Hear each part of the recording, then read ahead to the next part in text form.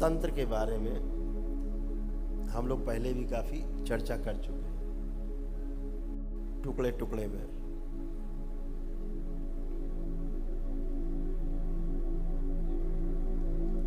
तंत्र को समझने के पहले, व्यवस्था को समझने के पहले ये समझना जरूरी है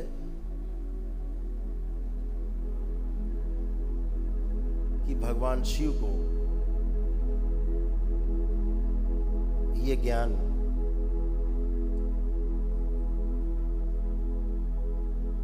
पृथ्वी लोक के लिए क्यों देना पड़ा, मनुष्य जाति के लिए क्यों देना पड़ा।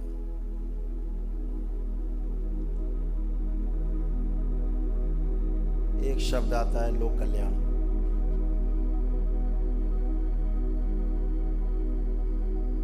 तो एक कैसा लोक कल्याण है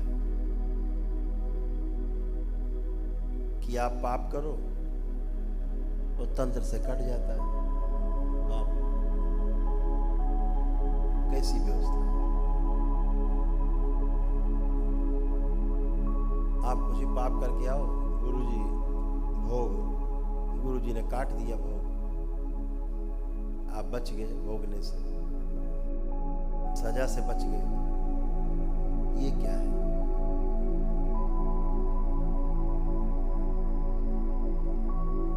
स्थूल जगत में भी ऐसा ही है। कितना बड़ा अपराध किया हो, हत्या किया हो, सबसे बड़ा अपराध तो हत्या ही है। तमाम देश की अदालतें सजा दे देती हैं, देश की अदालतें सजा देती हैं। आदमी को उम्र कैद हो जाती है, फांसी की सजा हो जाती है। जो उच्चतम न्यायालय हमारा है, सब सर्वोच्च न्यायालय कहा जाता है, वह भी सजा दे देता है कि जो नीचे की कोर्ट ने सजा दी है उसको बरकरार रखता है। अब कहाँ जाएगा आदमी? और सजा न्यायालय से हो गई है।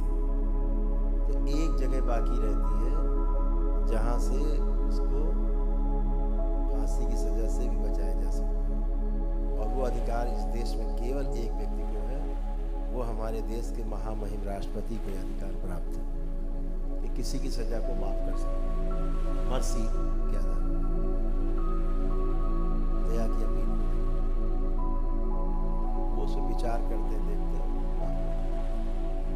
इसी प्रकार से सूक्ष्म जगत में ये अधिकार केवल और केवल पूर्ण गुरु को ही प्राप्त है।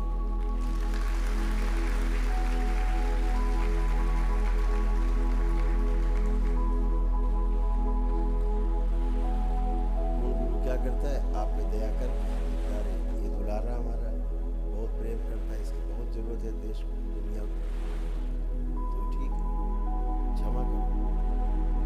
आपके तमाम भोग कट जाते हैं और आप रोगों कष्टों से बच जाते हैं। अपनी श्रद्धा के कारण, अपनी आस्था के कारण, अपने विश्वास के कारण आप बच जाते हैं। ये एक व्यवस्था है। जैसे स्थूल जगत में व्यवस्था है, ऐसे ही सूक्ष्म जगत में भी व्यवस्था है। इस व्यवस्था को बनाया नहीं गया, ये व्यवस्था बनी बनाई है।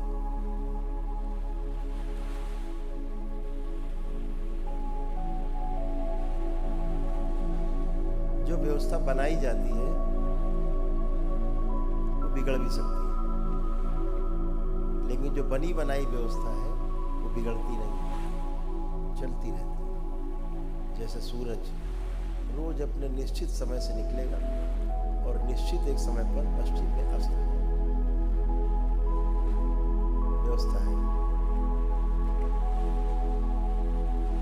चंद्रमा एक निश्चित समय पे उदय होगा, एक निश्चित समय पे जाएगा।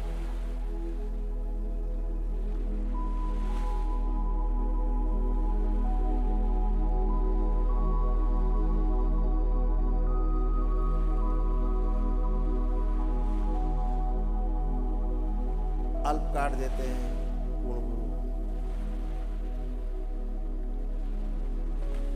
लोग बच जाते हैं। हर चीज एक निश्चित है। व्यवस्था जो है ईश्वर की निश्चित है, स्थिर रहता है। धरती घूमती है चारों ओर उसके, स्वयं भी अपनी धुरी पर घूमती रहती है और सूरज के चारों ओर चक्कर भी लगाती रहती है। निश्चित है।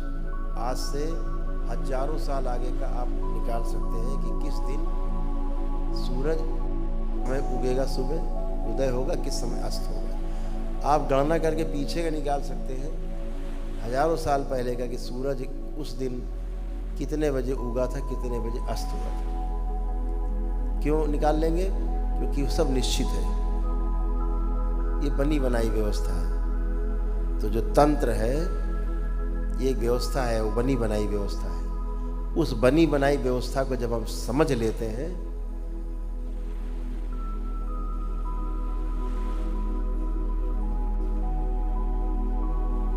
तो फिर हम चीजों को अपने अनुसार ढाल सकते हैं।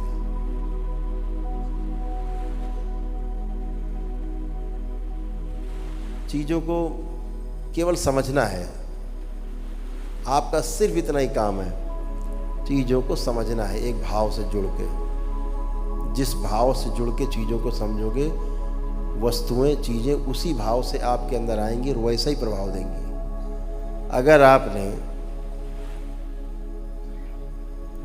खराब भाव से कोई चीज समझने की कोशिश की तो जो एनर्जी आपके पास आएगी वो खराब हो जाएगी। अच्छे भाव से कोई चीज समझने की कोशिश की तो जो एनर्जी आपके पास आएगी वो एनर्जी वही है जो खराब सोच वाले के पास जा रही है, और वही एनर्जी वही है जो अच्छी सोच वाले के पास आ रही है। उसके पास आकर के एनर्जी अच्छा काम करेगी। एनर्जी का कोई दोष नहीं, ऊर्जा का कोई दोष नहीं। जनरेटर से बिजली बन रही है, चाहो तो हीटर जला लो, गर्म कर लो, और चाहो तो एसी चला लो, ठंडा कर लो। अभी तो आपके ऊपर है। वहां से तो ऊर्जा वही बन रही है, चाहे पंखा चला लो, चाहे कूलर चला लो। आपको तय करना है कि क्या करना है।